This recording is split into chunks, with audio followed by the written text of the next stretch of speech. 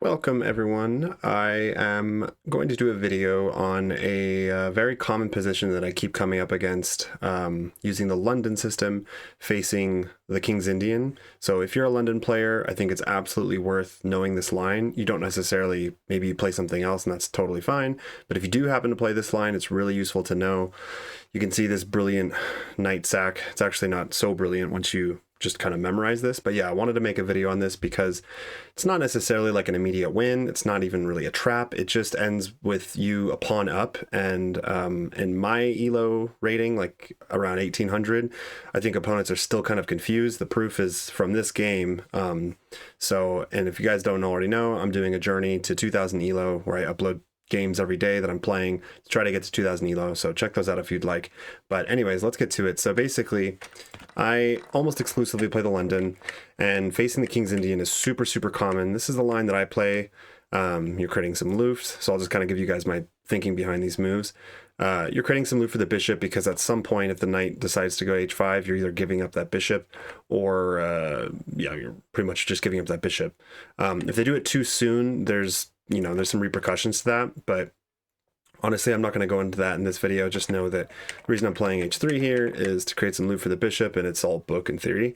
And then I go c4, which in this position, according to the computer, is not the best move, but you'll see in a couple moves here after knight c3, this is all book. So maybe it transposes to like a position that is all theory. I don't know, but basically what we're looking for here is when you see d6, a couple things I look out for here is when black plays d6, very often their idea is either going to be c5 or e5.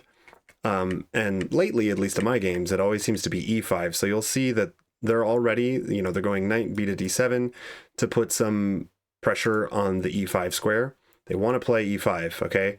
And especially after a move like rook e8, which I think is the second best move in this position. It's really clear what their intentions are. And in this position, because I know this line, I can play it pretty quickly. I just need to calculate a little bit. And what you're looking for is at the end of this line, if your queen can trade and capture your opponent's queen, displacing the rook, you basically just end up a pawn up. So here's how it's going to go. I don't do anything. I don't drop the bishop back or anything. Let's just see. If I drop the bishop back in anticipation, it's still fine. But what you can do, and the best move, is just castling, because after they go e5, and this is the actual game, they take with a pawn. I don't think it matters. I think even if you take with the knight, even if they took with a knight, you take with the knight.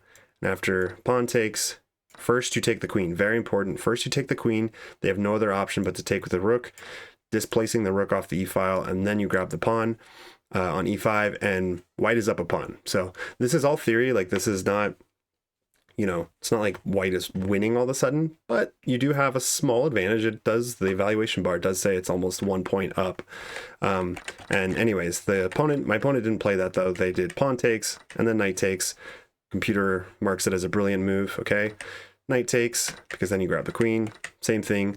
And in this position, I actually won the game really easily because, and this just goes to show, already, my opponent has taken some time to think here. I did too, but usually I can just play this really quickly. My opponent has taken some time to think. It shows that they're not, super familiar with this line. And when that happens, sometimes blunders and mistakes can happen. So it just gives you that little bit of an edge if you're playing the London. In this case, they blundered the knight because, and I actually didn't see this right away. I thought, oh, why did my opponent resign right away? That was nice of them.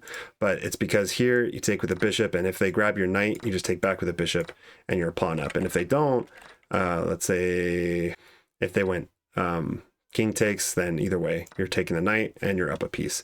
And they can't even play a move like rook d2. So this is just really comfortable. The bishop has to come out to connect the rooks. You're going to bring the rooks over and contest the d-file. And it's a pretty easy position to play. I would think about just b3, tie everything down, contest the d-file, and then convert. So I hope this helps you guys. If it did, feel free to like and subscribe. Feel free to check out my journey to 2000 elo and follow my progress. Share your own progress. Let me know what you think, and I'll see you in the next video.